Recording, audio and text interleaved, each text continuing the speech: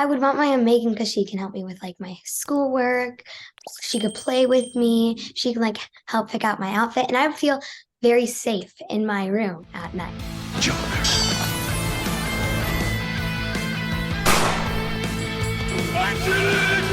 Life moves pretty fast. You don't stop and look around once in a while, you could miss it. Yeah, baby!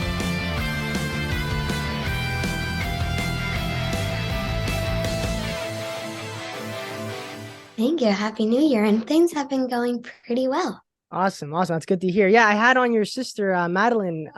We talked about the Black Phone last year, and it's crazy that you guys are both taking over this horror genre. You know, these movies are so good. The Black Phone, Megan.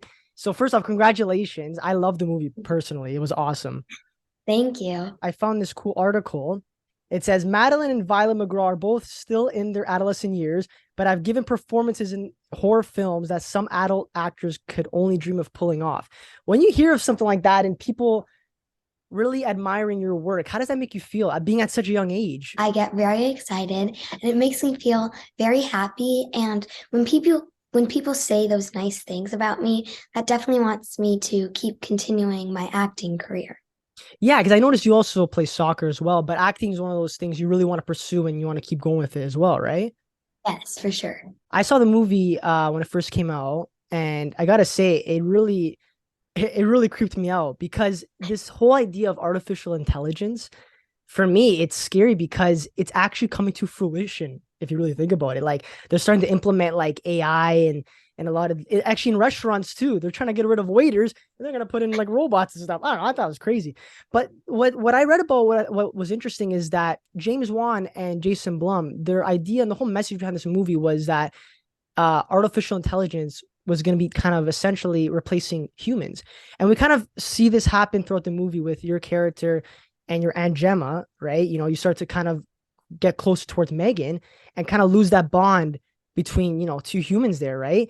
So, you know, what are your thoughts on that? Like, was that, you think the big part and the big message of the movie was to kind of get that idea out there? I think it was definitely that was the big part to get that message out there, like not to always rely on your screens a lot, because when Katie first meets Megan, she's already got so attached to her. Like she was just so busy with her. She would like wouldn't spend time with Aunt Gemma, and she would like wouldn't eat her food. She wouldn't listen to Aunt Gemma because I think she would like only listen to Megan. So I think the big message is to just not rely on your screens that much. You know, I think I was watching an interview where you said that, like, oh, if Megan was a real doll, like in real life, you would have one of your own, right? Yeah, for sure. I would definitely want my own Megan. Even, but again, like she's kind of like, you know, she's evil and stuff, right? Would you kind of be like on your toes and be kind of scared now? Well, if she wasn't like that, I probably wouldn't want my own Megan, but I would want my own Megan because she can help me with like my schoolwork. She could play with me. She can like help pick out my outfit, and I would feel very safe in my room at night. I think there's a point when she actually kind of like, you know, closes her eyes and she just kind of shuts off. But when she's singing to you before bed, that scene too, as much as it was like, you know, cute to see her singing you to bed, it was kind of eerie. It was kind of creepy. And I think that was the whole point of the movie, was that you didn't notice that. Like Katie doesn't notice these red flags, you know, that like, wait, she's like a creepy robot just singing to me before bed. She's like so attached to me, you know, she's protecting me, but she's also hurting other people. I think Katie doesn't want to realize the red, because I feel like she kind of got an idea sometimes. Yeah. And I don't think she wants to like tell anyone, because Megan has been her closest friend since her parents died. Absolutely. So yeah, I think that's why she just doesn't want to say anything, because she doesn't want to lose her best friend. And when people watch this movie, what do you want them to take away from it? I want them to think, like, I think everyone's going to want their own Megan at home, but like not insane. I think everyone's going to think it's like a fun and creepy movie. And you acted alongside Amy Donald, who played the physical part of Megan, right?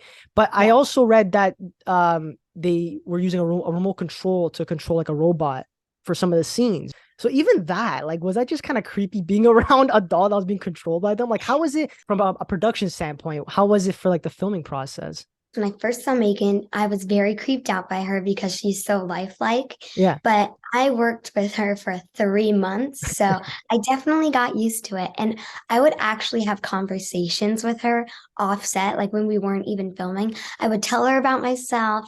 I would tell her how my day was, and I thought it was actually really fun. And I did not want to leave my bestie behind when I rapped. Oh my. Wait, so wait, you told the robot or when Amy Donald was in the costume, you were like talking to like the robot? I was talking to the robot. I also talked to Amy Donald a lot, Yeah, but yeah, yeah. But the robot too. robot, You just open up to the robot, right? yeah. Oh my God. Well, you know what? I guess that's where the imagination comes in, right? And I think when you're actually doing the scenes, it makes it for a more realistic performance because you're actually connecting with this thing.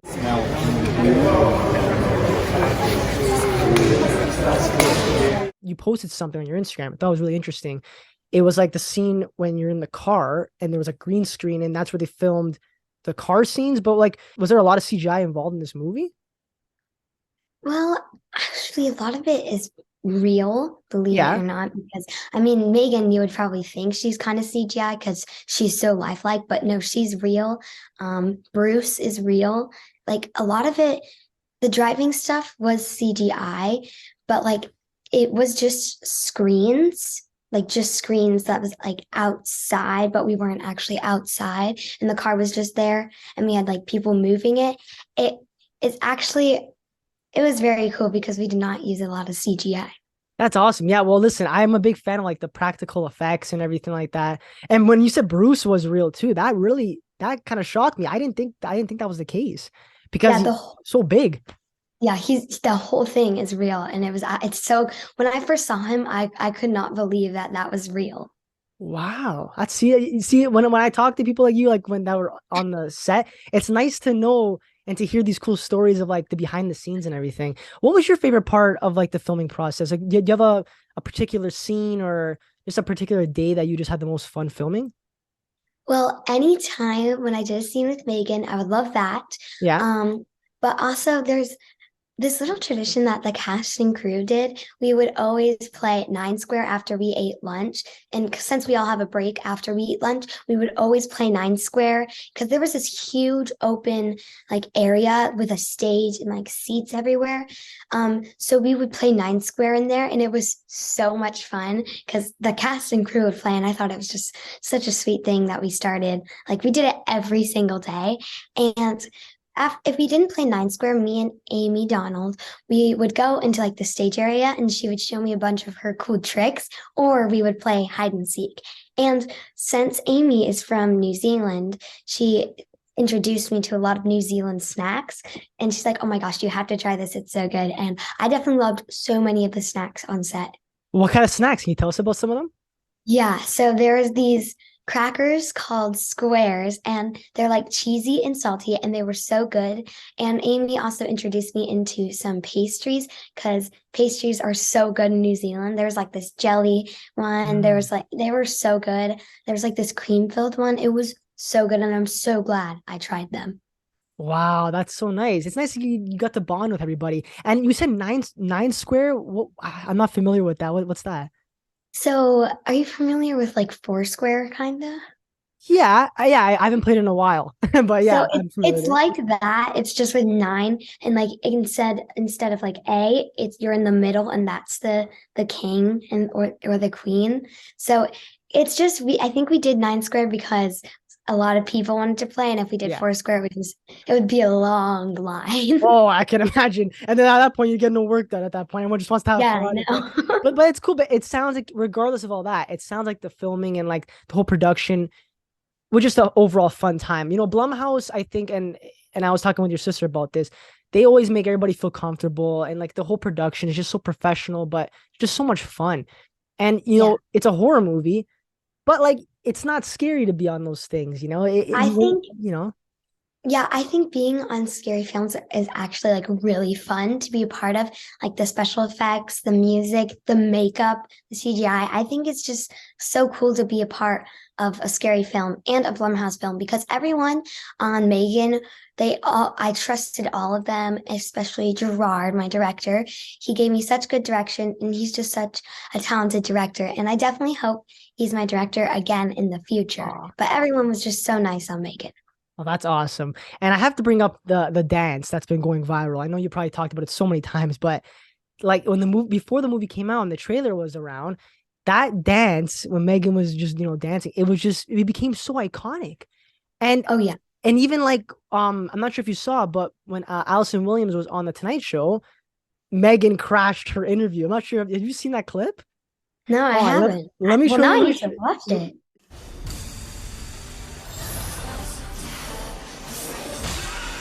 Yeah, yeah. So that was when viral. People were posting their own versions. Yep, they were setting it to different songs. They were doing their own versions of it. People were cartwheeling into things. It was the greatest. You guys saw that, right? Did everyone see that?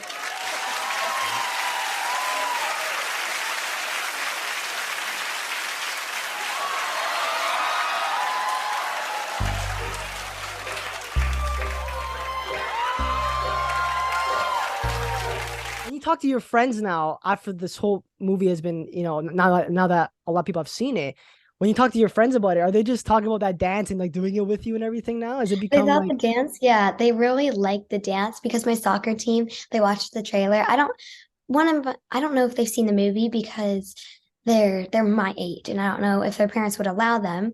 mm, But I think it was like they were all asking me about the dance and how they did the doll. And I was like, you guys are just gonna have to see the movie and see for yourself. And even if they don't see the movie, I just want them to, I'm not gonna say anything. I'm not gonna spoil because they might want to see it in the future. exactly. Well, you know what? It's one of those things where, especially with these viral moments, anything can happen with the world of TikTok and YouTube and Instagram. Anything at this point, like it. I'm sure when you guys were shooting that scene, no one probably thought it was gonna become viral. But it's the things that you least expect to go viral that go viral. I thought everyone was gonna love the Megan dance, but I didn't know people were gonna like recreate it and like do it on TikTok. I thought that was really cool when I saw like someone do it and it became like a trend. I thought that was really cool. Oh, that's awesome. And to wrap up this show, I just have one quick question for you because again, like I mentioned, you and your sister have been taking over this whole horror industry, right? Do you ever hope to Yeah. one day do a horror? Did you ever hope to one day do a horror movie with your sister? I would love to do a scary movie with my sister, or really just any movie, because working with my sister is always so much fun. And what really helps is we support each other, and Mm. that's what I really love about her. But I would definitely love to do a scary movie, but any movie would just be amazing. Well, thank you for joining me today, Violet. It was honestly a pleasure. It was so nice to finally meet you and to finally do this. Big things are coming your way, and I'm rooting for you. And again, congratulations with all the success with this movie. Thank you so No much. problem. Take care. Bye.